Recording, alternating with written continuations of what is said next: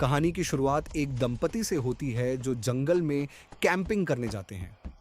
वहां पति गलती से एक पुराने पेड़ में ठोकी गई जादुई कील निकाल देता है।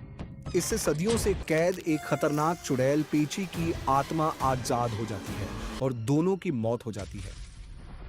कुछ महीनों बाद 5 दोस्त ट्रैकिंग के लिए उसी जंगल में पहुंचते हैं। उनके साथ जंगल का गाइड मारी भी होता है, जो उन्हें बार बार चेतावनी देता है कि जंगल के प्रतिबंधित हिस्से में मत जाना। लेकिन दोस्त उसकी बात नहीं मानते और आगे बढ़ जाते हैं। जंगल में उन्हें अजीब आवाजें, डरावनी गुड़ियाएं और रहस्यमयी घटनाएं दिखाई देने लगती हैं। मारी उन्हें बताता है कि पेची एक ऐसी औरत थी जो काला जादू करती थी और अपनी शक्तियां बढ़ाने के लिए इंसानों की बलि देती थी। गांव वालों ने उसकी आत्मा को एक पेड़ में कैद कर दिया था, लेकिन अब वह फिर से आजाद हो चुकी है। इसके बाद पेची एक एक करके दोस्तों का शिकार करना शुरू कर देती है। वह अलग अलग लोगों का रूप धारण कर उन्हें धोखा देती है। कई दोस्त मारे जाते हैं और जंगल से निकलना लगभग असंभव हो जाता है। सबसे बड़ा ट्विस्ट अंत में सामने आता है। पता चलता है कि दोस्तों में से मीना वास्तव में पेची की वंशज है। उसने जानबूझकर अपने दोस्तों को जंगल में लाया था ताकि पेची के लिए उनकी बलि दी जा सके। कहानी की शुरुआत एक छोटे मम्मी के ताबूत से होती है, जिसे एक व्यक्ति घर लाता है। उसी रात उसके घर में अजीब घटनाएं होने लगती हैं और उसकी रहस्यमय मौत हो जाती है। बाद में पता चलता है कि यह मम्मी नकारात्मक आत्माओं को आकर्षित करने की शक्ति रखती है। दूसरी ओर नालन नाम का एक रेस्टोरेंट मालिक अपनी प्रेमिका कायल से शादी करना चाहता है। कायल ने एक ऐसा मोबाइल ऐप बनाया है जो आत्माओं से संपर्क करने का दावा करता है। इसी बीच नालन के आसपास एक एक करके कई लोगों की रहस्यमयी हत्याएं होने लगती हैं और पुलिस को उसी पर शक होने लगता है।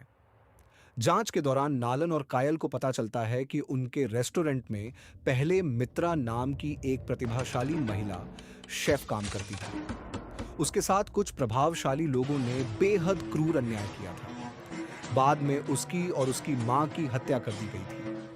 मम्मी की शक्ति से मित्रा और उसकी मां की आत्माएं जाग उठती हैं और वे उन सभी अपराधियों से बदला लेना शुरू कर देती हैं जिन्होंने उनके साथ अत्याचार किया था। कहानी एक तटीय गांव थुवाथुर से शुरू होती है, जहां वर्षों से समुद्र में मछली पकड़ना बंद है।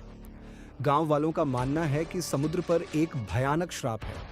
जो भी मछुआरा समुद्र में जाता है वह कभी वापस नहीं लौटता या उसकी लाश मिलती है। मुख्य किरदार किंग एक बहादुर युवक है जो तस्करों के लिए काम करता है।